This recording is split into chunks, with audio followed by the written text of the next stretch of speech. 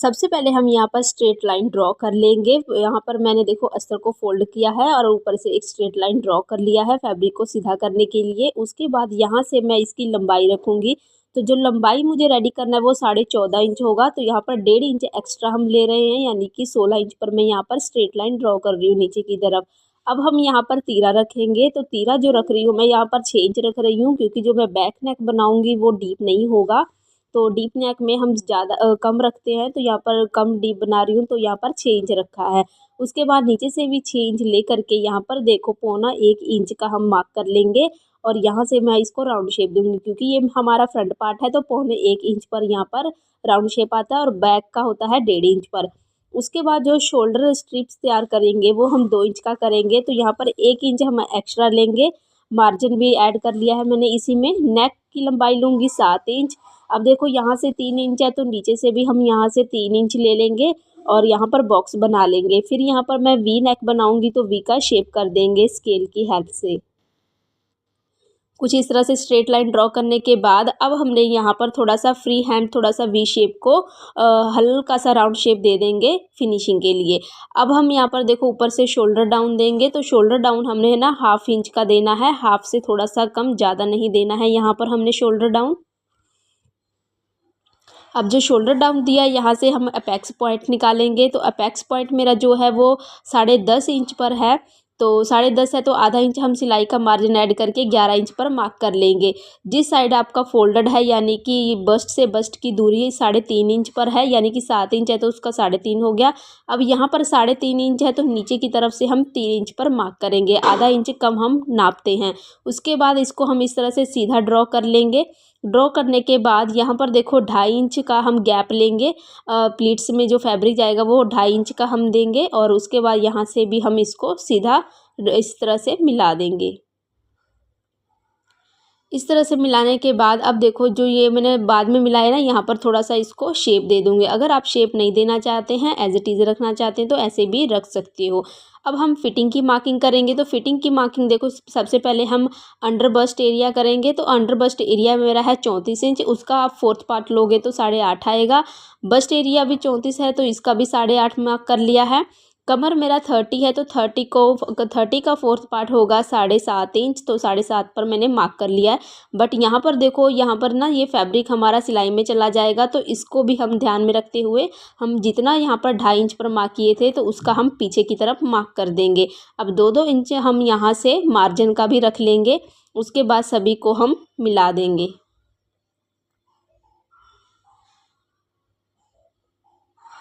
इस तरह से मिलाने के बाद अब हमने देखो यहाँ पर ना जो हमारा बेल्ट है उसका वो नाप लेंगे। सबसे पहले देखो किस तरह से करना है। इधर से आप जो स्ट्रेट लाइन ड्रॉ किए हो यहाँ से देख लेना कितना है, ये 5 इंच है।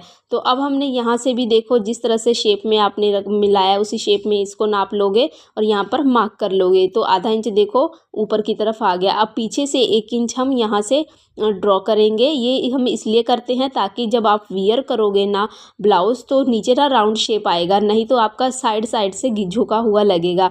तो इस तरह से मिलाने के बाद पीछे की तरफ हमने 1 इंच दिया है, पर फ्रंट साइड से हम आधा इंच देंगे ऊपर की तरफ। तो इस तरह से देते हुए इसको हम मिला देंगे और इसको थोड़ा सा हाथ से इस तरह से शेप दे देंगे। ये शेप देने के बाद अब देखो ये ना हमारा बेल्ट का बॉटम निकला है। अब इस बॉटम से ऊपर की तरफ कितना आपने लंबा रखना है बेल्ट को वो रख लेना है। तो बेल्ट हम रखेंगे 2 इंच का। तो 2 इंच जिस शेप में आपका ये राउंड शेप जा रहा है ना उसी शेप में आपको 2-2 इंच पर मार्क कर लेना है। अब हम इसको मिला देंगे। मिलाने के बाद अब हम फ्रंट साइड से 1 इंच ऊपर की तरफ मार्क करेंगे और यहाँ से हम इसको इस तरह से ड्रॉ करके मिलाएंगे।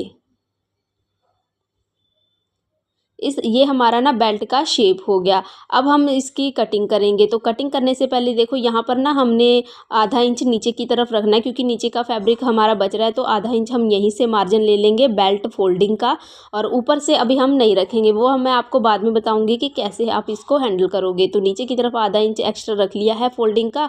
उसके बाद अब हम इसको कटिंग कर देंगे।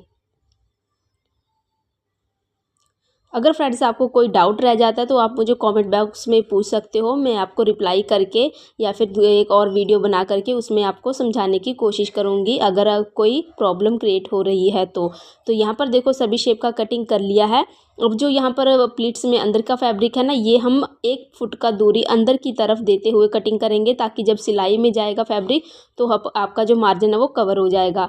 दूसरी साइड भी फिटिंग की मार्किंग कर दी है। अब देखो यहाँ पर जो बेल्ट में नीचे का गैप था उसको भी हम एक एक पैर की दूरी अंदर की तरफ देते हुए कटिंग कर देंगे। इस तरह से कटिंग करने के बाद अब देखो ये जो हमारा बेल्ट अटैच होगा इस तरह से हो जाएगा और साइड की सिलाई देखो आपकी मैच हो गई।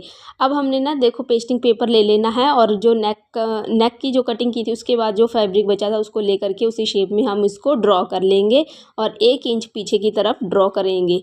इस तरह से ड्रॉ करने के बाद हमने इसकी कटिंग कर लेनी है। कटिंग करने के बाद इसको देखो हम ना अपने फैब्रिक के ऊपर इस तरह से रख करके पेस्ट कर लेंगे और नीचे की तरफ जो प्लीट्स है इसको हम डाल लेंगे।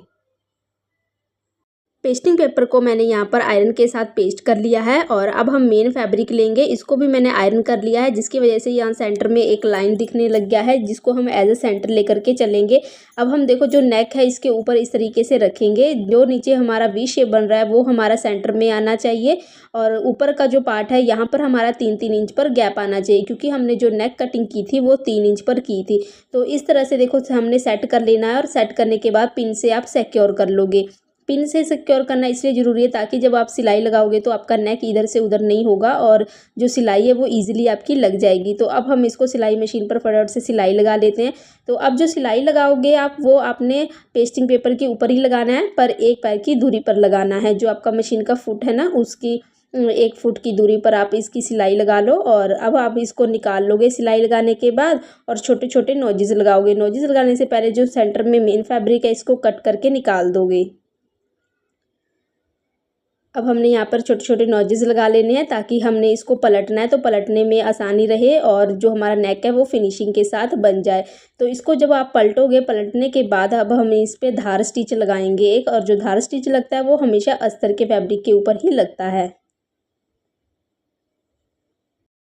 धार स्टिच के बाद सिंपली हमने नेक को इसको ऊपर की तरफ सीधा कर देना है और आयरन कर देना है जिससे फिनिशिंग अच्छी आ जाएगी और नीचे की तरफ हमने प्लीट्स डाल देने हैं। अब हम ऊपर की तरफ देखो यहाँ पर पिन्स लगा लेंगे, इससे हमारा शोल्डर जो है वो फिक्स हो जाएगा और अब जब हम प्लीट्स डालेंगे तो वो हिलेगा नहीं।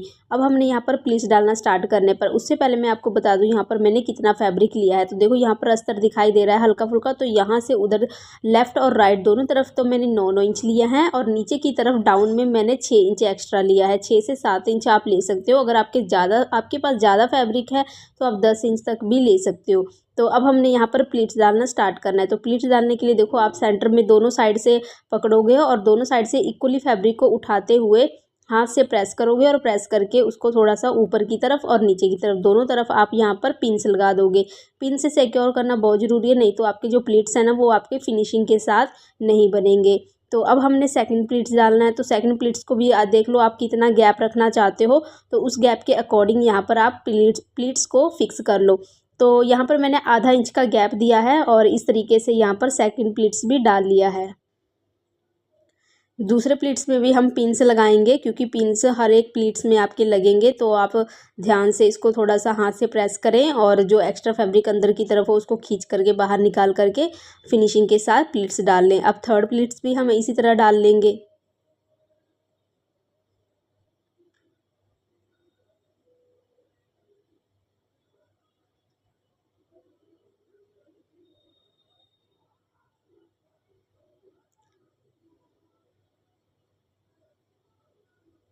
तो कुछ इस तरीके से आपने प्लीट्स को डालना है, पर प्लीट्स डालते टाइम आपको फिनिशिंग का बहुत ज़्यादा ध्यान रखना है। तो अब यहाँ पर देखो थोड़ा सा फैब्रिक और बच रहा था, मुझे यहाँ पर नीचे की तरफ दिख रहा था, तो यहाँ पर मैंने फोर्थ प्लीट्स और डाल दिया। तो यहाँ पर देखो 6 इंच जब मैंने एक्स्ट्रा फैब्रिक लगा रखा तो यहाँ पर 4 प्लीट्स बन गए। अगर आप 10 इंच लगभग रखोगे तो आपके 5 प्लीट्स भी बन जाएंगे और 6 भी बन जाएंगे, पर यहाँ पर मैंने 4 प्लीट्स ही डाले हैं। अब हम दूसरी साइड भी सेम इसी मेथड के साथ प्लीट्स डाल लेंगे। तो अगर आप मेरे चैनल पर नए हो तो आप मेरे चैनल को सब्सक्राइब कर लें और वीडियो पसंद आने पर एक लाइक ज़रूर करके जाएं और बेल आइकन भी प्रेस कर लें ताकि मेरी आने वाली हर वीडियो की नोटिफिकेशन आपको टाइम से मिलती रहे और आप सबसे पहले मेरी वीडियो को देख करके मेरे जो डिज़ाइन हैं, मेरी जो कलेक्शंस हैं वो सीख सकें। तो देखो फ्रेंड्स, इसी तरीके से आपने दूसरे साइड में प्लीट्स डालना है और हाथ से प्रेस करते हुए फिनिशिंग देना ना भूलें, क्योंकि अगर आप हाथ से प्रेस करके फिनिशिंग नहीं दोगे तो हो सकता है कि बीच में रिंकल्स आ जाए और आपके प्लीट्स फिनिशिंग के साथ ना बैठे।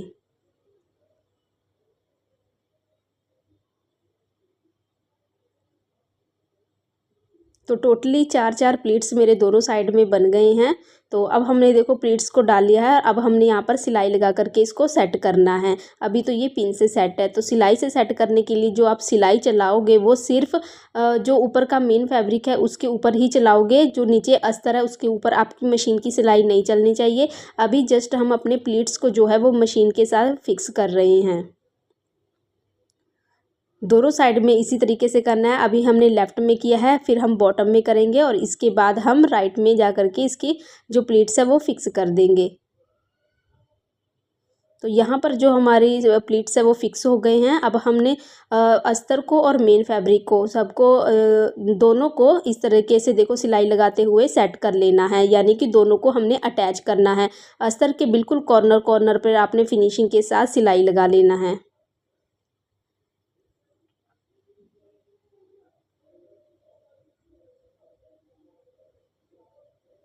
नीचे बॉटम में जिस शेप में आपका जो कटा हुआ है ना अस्तर, उसी शेप में आप सिलाई चलाओगे, क्योंकि हमने यहाँ पर नीचे बॉटम में बेल्ट अटैच करना है। तो बेल्ट का शेप में हमने इसकी कटिंग की थी, तो उसी शेप में आपने इसकी सिलाई लगानी है। सिलाई लगाने के बाद हमारे जो एक्स्ट्रा फैब्रिक दिख रहे हैं साइड में, सभी की आपने कटिंग करके निकाल देनी है।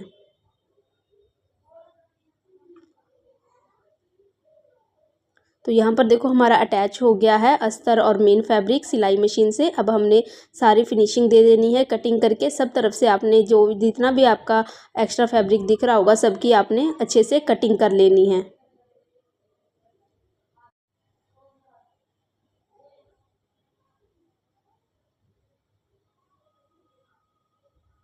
तो ये हमारी देखो कटिंग हो गई है। अब हमने यहाँ पर बेल्ट अटैच करना है। तो बेल्ट की जब हमने कटिंग की थी तो कुछ इस तरीके से इसकी कटिंग थी। तो फ्रेंड्स, अगर आपके पास एक्स्ट्रा फैब्रिक है तो आप इसकी दोबारा से कटिंग कर सकते हो बिना अटैच वाली, पर अगर आपके पास नहीं है तो इसको सिलाई लगा करके आप इसको भी यूज़ कर सकते हो। पर मेरे पास यहाँ पर देखो एक्स्ट्रा फैब्रिक बच रहा था, तो यहाँ पर मैं इसकी दोबारा से कटिंग करूँगी। पर दोबारा से कटिंग करने के लिए पहले मैं इस पर सिलाई लगा करके इसको अटैच कर लूँगी, फिर इसके ऊपर रख करके कटिंग करूँगी। तो यहाँ पर देखो मैंने सिलाई लगा करके अटैच कर लिया है। पर यहाँ पर एक ध्यान देने वाली बात है कि बॉटम में हमने एक्स्ट्रा फैब्रिक रख लिया था अटैच करने के लिए, पर ऊपर की तरफ नहीं रखा था। तो थोड़ा सा फैब्रिक हम यहाँ पर छोड़ते हुए यानी कि एक्स्ट्रा लेते हुए इसकी कटिंग करेंगे, फिर मेन फैब्रिक के ऊपर रख करके भी कटिंग कर लेंगे। तो अब हमने बेल्ट का देखो जो मेन फैब्रिक है और अस्तर वाला दोनों के बॉटम में हमने सिलाई लगा लेना है। सिलाई लगाने के बाद इसको सीधा ओपन कर लोगे, पर उससे पहले आप छोटे छोटे कट्स लगा लो यहाँ पर। अब देखो जब आप इसको ओपन करोगे अंदर की तरफ आपका सीधा होगा, तो जो सीधा तरफ है ना उस तरफ आपने लेस को अटैच कर लेना है। लेस को हमने उल्टा करके अटैच करना है, क्योंकि जब आप इसको पलटोगे तो ये हमारा सीधा हो जाएगा। तो जिस शेप में आपका बेल्ट कटिंग हुआ है उसी शेप में आपने इसके अटैच कर देनी है, लेस को अटैच कर लेना है। ये जो लेस लगाओगे ना आप पहले अस्तर वाले फैब्रिक पे लगाओगे, मेन फैब्रिक पे नहीं लगाओगे। तो यहाँ पर देखो ये जो लेस है हमारा अटैच हो गया है और अब हमने देखो इसको सिंपली फिर से क्लोज़ कर देना है। जैसे पहले था क्लोज़ कर दोगे तो ऊपर की तरफ ना आपका जो लेस अटैच वाला सिलाई है वो दिख रहा होगा, तो उसी के ऊपर आपने फिर से सिलाई लगा करके इसको अटैच कर देना है और उसके बाद इसको सीधा कर लेना है, पलट करके सीधा करके आपने इसको आयरन कर लेना है। आयरन करने के बाद हम ना इसको देखो बेल्ट जो ब्लाउज़ है हमारा बेल्ट को उसमें अटैच कर देना है। पॉइंट से पॉइंट को मिलाते हुए हमने पहले पिन से मिला लेना है, सिक्योर कर लेना है। उसके बाद हमने इसकी सिलाई लगा करके इस पे देखो ऊपर की तरफ हम सिलाई लगा करके इसको अटैच कर देंगे। तो यहाँ पर जो हमारा बेल्ट है वो अटैच हो गया है।